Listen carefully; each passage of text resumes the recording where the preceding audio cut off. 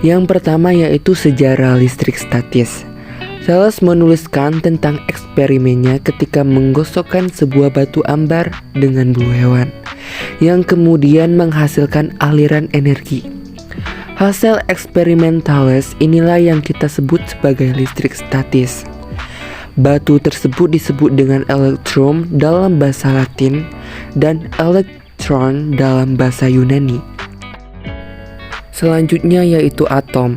Pengertian atom sendiri yaitu bagian terkecil dari suatu unsur yang sudah tidak bisa dibagi lagi secara reaksi kimia biasa. Inti atom atau nukleus terdiri proton. Pengertian proton adalah atom yang memiliki muatan listrik positif. Neutron, pengertian neutron adalah atom yang tidak memiliki muatan. 2. Kulit atom terdiri dari elektron. Pengertian elektron adalah atom yang memiliki muatan listrik negatif dan bergerak mengelilingi inti atom. Pada elektron mudah untuk dipindahkan dari suatu atom. Macam-macam benda bermuatan. A. Benda netral apabila jumlah dari proton sama dengan jumlah elektron, sehingga atom akan menjadi netral dan tidak mempunyai muatan listrik. B. Benda bermuatan listrik negatif apabila mempunyai jumlah elektron yang lebih banyak daripada jumlah proton. Pada benda terjadi kekurangan elektron. Bermuatan listrik positif apabila mempunyai jumlah proton yang lebih banyak daripada jumlah elektronnya.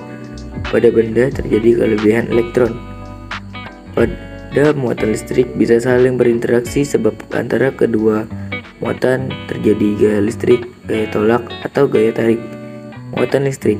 Sifat muatan listrik, muatan sejenis akan saling tolak-menolak, sedangkan muatan tidak sejenis akan saling tarik-menarik.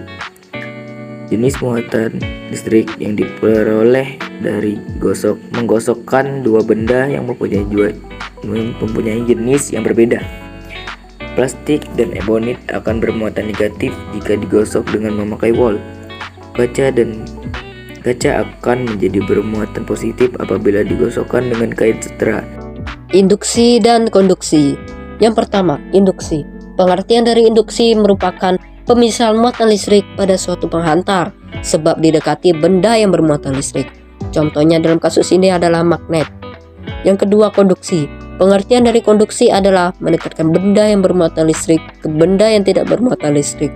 Dengan begitu, benda yang tadinya tidak memiliki muatan listrik akan memiliki muatan listrik. Selanjutnya ada elektroskop. Elektroskop adalah alat yang dipakai untuk mengetahui adanya muatan listrik. Daun elektroskop akan tertutup apabila kedua daun elektroskop mempunyai muatan yang tidak sejenis, sehingga akan saling tarik-menarik. Dan begitu sebaliknya, jika muatannya sama, maka daun elektroskop akan membuka karena saling tolak-menolak. Hukum Coulomb. Bunyi hukum Coulomb adalah besarnya gaya listrik antara dua muatan sebanding dengan besar muatan listrik masing-masing dan berbanding terbalik dengan kuadrat jarak antara dua muatan tersebut. Besarnya gaya listrik antara dua muatan dapat diukur dengan persamaan di bawah ini. Berdasarkan persamaan tersebut, maka 1.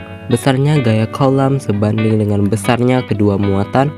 2. Besarnya gaya Coulomb berbanding terbalik dengan kuadrat jarak kedua muatan. Semakin jauh jarak antar muatan menjadikan gaya listrik atau gaya Coulomb semakin kecil. Begitu pula dengan kondisi sebaliknya, semakin dekat jarak antar muatan menjadikan gaya listrik atau gaya Coulomb semakin besar.